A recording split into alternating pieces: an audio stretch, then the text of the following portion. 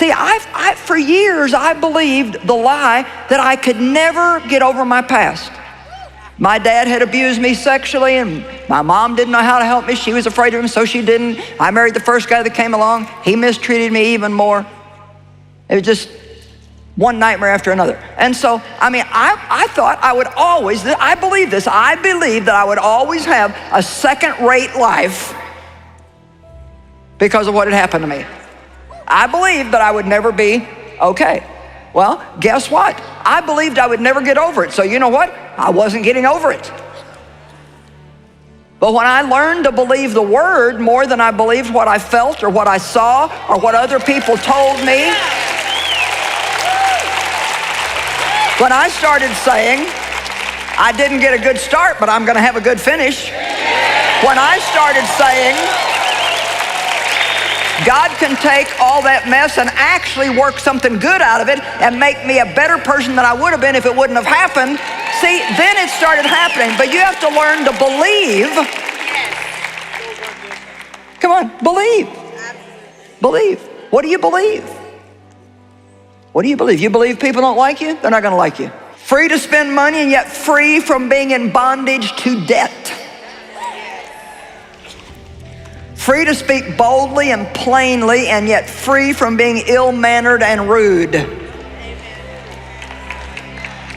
I'm telling you, people, and I was like this for years. I was always saying things to people I shouldn't say and hurting people's feelings, and I'd be, well, that's just the way I am. It's just my personality. I'm just a straightforward person. Well, you know what? You can be a straightforward person and still do it in love. You see, the thing is love has to trump everything. Is anybody here right now where life has caved in on you recently? A lot of you. What do you do? How do you move in this scenario? He tells you. He helps you out. He says at the beginning of verse 31, yet those who wait for the Lord will gain new strength. He says, when life caves in, my way is hidden from the Lord. The justice, the fairness, do me. This is not fair. What happened? It's not fair. This happened now. It's not fair. I'm going through this. It's not fair. He says, what I want you to do is wait on the Lord. Now the question is, what does that mean? The Hebrew word for wait is very picturesque. All of you ladies know it. And if this was years ago, I would say only you ladies know it. But today, ladies and men know it. Because the word wait means to plait the hair.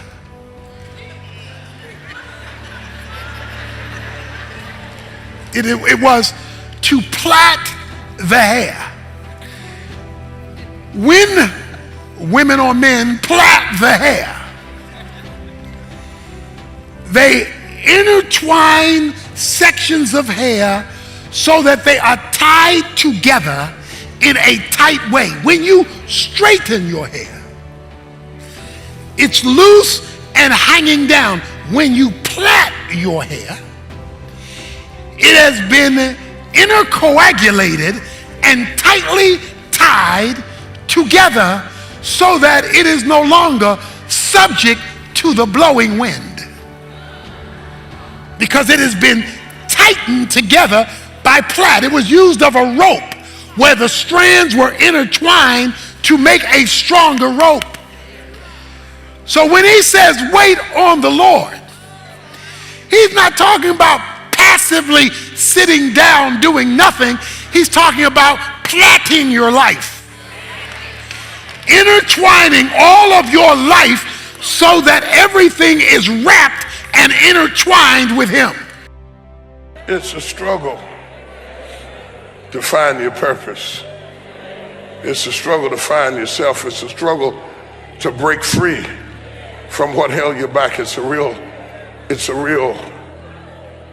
It's a real struggle. It's a struggle. Got it wrong, but I'm struggling. I went in the wrong direction, but I'm struggling. I went to the wrong place for solutions, but I'm struggling. Laugh at me all you want to, but I'm struggling. People generally laugh at you in your struggle. Maybe I haven't succeeded, but I'd rather struggle than do what you do. People who settle will laugh at your struggle, but I'd rather struggle than settle. I might not ever get there, but I refuse to sit here. Somebody talk to me. I'm struggling not to be like what I see. I'm struggling not to die where I started. I'm struggling to break the stronghold that wants to pull me back to where I came from. The devil is a lie. Because God knows I've had dark days. God knows I've had seasons that I couldn't figure out. God knows sometimes I've done exactly what I thought he wanted me to do and it failed and I wondered why. So I will never do that to you. I will never accuse you of saying, like, if you struggle with anxiety, you don't trust God. That's just not what I believe. I don't believe that if you struggle with anxiety, you don't trust God. But I am concerned that you will accept anxiety as the norm of your life just because you can name it that. And it's becoming really popular for us to just say, oh, I have anxiety, I can't go there. Well, if you do have anxiety, let's get treatment, let's get help, let's get therapy, let's learn mechanisms, let's start studying, let's get through it little by little, bit by bit. I'll be here for you. I'll talk you through it. You can cry to me about it, but that's not gonna stop me from possessing the peace that God promised me just because I can say I struggle with it. Struggle is not surrender. Struggle means I'm coming up out of this. I'm moving forward from this.